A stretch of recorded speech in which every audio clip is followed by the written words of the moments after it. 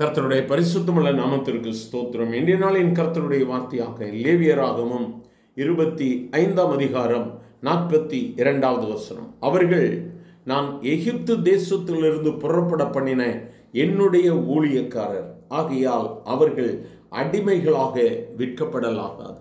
இந்த இடத்துல தேவனாகிய கர்த்தர் இஸ்ரவேல் ஜனங்களை குறித்து சொல்லும் பொழுது சொல்லுகிறார், அவர்கள் என்னுடைய ஊழியர்கள். அவர்கள் 400 வருடமாக அடிமைகளாக இருந்தவர்கள். எகிப்தியரால் அடிமைப்படுத்தப்பட்டார்கள். அவர்களுடைய எல்லா வேலைகளையும் செய்தார்கள். கொடுமைப்படுத்தப்பட்டார்கள். கொத்தடிமைகளாக இருந்தார்கள். ஆனால் என் ஆண்டவராகிய இயேசு, என் ஆண்டவராகிய தேவன் அவர்களை ஒரு நாள் விடுவிக்கிறார். விடுவித்து அந்த ஜனங்கள் வெளியே வரும் பொழுது கர்த்தருடைய சேனை என்று சொல்லி பெயர் பெற்று வருகிறது.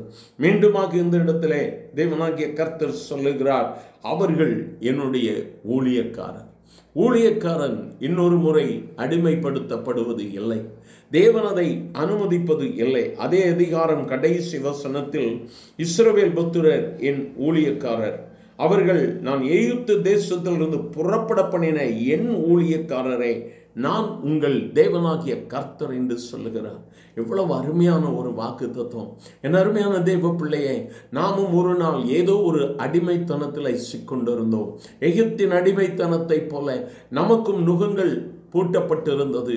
நாமும் பலவிதமான அடிமைத்தனங்களிலே சிக்கொண்டிருந்தோம். ஆனால் அந்த அடிமைத்தனத்திலிருந்து அடிமை என்கிற பெயரை எடுத்து போட்டு கர்த்தர் தம்முடைய பரிசுத்தமுள்ள இரத்தத்தினால் நமக்கு விடுதலையை கொடுத்து அவருடைய பிள்ளைகள் என்கிற சுதந்திரத்தை கொடுத்தவர். இன்றைய நாளிலும் அவருடைய ஊழியக்காரர்கள் என்று சொல்லி அழைக்கும்படியான கிருபையை அவர் நமக்கு கொடுத்திருக்கிறார். Because the Israelites are my servants whom I brought out of Egypt, they must not be sold as slaves. நீ விடுதலையாக்கப்பட்டு தேவனுடைய கரத்தால் வெளியே கொண்டு வரப்பட்டிருக்கிறாய். இனி நீ அடிமை என்று சொல்லி அழைக்கப்படுவது இல்லை. ஒருவேளை பழைய காரியங்கள் உன்னுடைய வாழ்க்கையில் உன்னை பாடுபடுத்தி கொண்டிருக்கலாம். நீ பயந்து போயிருக்கலாம். மீண்டுமாய் அடிமைத்தனம் என் மேல் சுமத்தப்பட்டு விடுமோ? ஆனால் இந்த இடத்துல வேதம் சொல்லுகிறது, தேவன் உன்னை ஊழியக்காரன் என்று அழைக்கிறார். அவருடைய பிள்ளையாகியனை என்று அவருடைய ஊழியக்காரன் என்று சொல்லி அழைக்கப்படுகிறபடியினால் உன்மேல் இனி பழைய பாவ சுமைகள் சுமத்தப்படுவது இல்லை. உன்மேல் எந்த கடினமான சுமைகளும் சுமத்தப்படுவது இல்லை. தேவன் நன்மை செய்கிறவராக இருக்கிறார். தேவன் அற்புதங்களை செய்கிறவராக இருக்கிறார். அவர் ஒரு நாளும் நம்மை கைவிடுகிற தேவன் அல்ல. இந்த நாளிலும் பலவித பாடுகள் பிரச்சனைகள் என்று சொல்லி இருப்பீர்களானால் எனக்கு அருமையானவர்களை கர்த்தர் நம்மை விடுதலையாக்குகிற இருக்கிறார். நன்றி சொல்லாமா? எங்கள் அன்பின் ஆண்டவரே, ஆசீர்வதிக்கப்பட்ட இந்த நல்ல வேளைக்காக ஸ்தோத்திரம். ஒரு நாள் இந்த இருளின் ஆதிக்கத்திற்கு நாங்கள் அடிமைகளாக இருந்தோம்.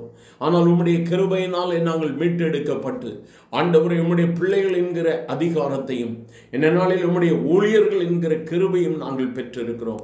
கேட்கிற ஒவ்வொருவரும் இந்த நாளில் ஆண்டவர் கொடுத்த இந்த அதிகாரத்தை பெற்றுக்கொண்டு தங்களுடைய வாழ்க்கையில் விடுதலையை பெற்றுக்கொள்வார்களாக. தேவரீர் ஒவ்வொருவரையும் ஆசீர்வதியும் ஆண்டவரே. தடைகளை என் ஆண்டவர் அப்புறப்படுத்தும்படி ஆட்சிமைகள் கிருபை அவர்களை தாங்கட்டும். ஆசீர்வதியும். இயேசுவின் நாமத்தில் பிதாவே, ஆமென்.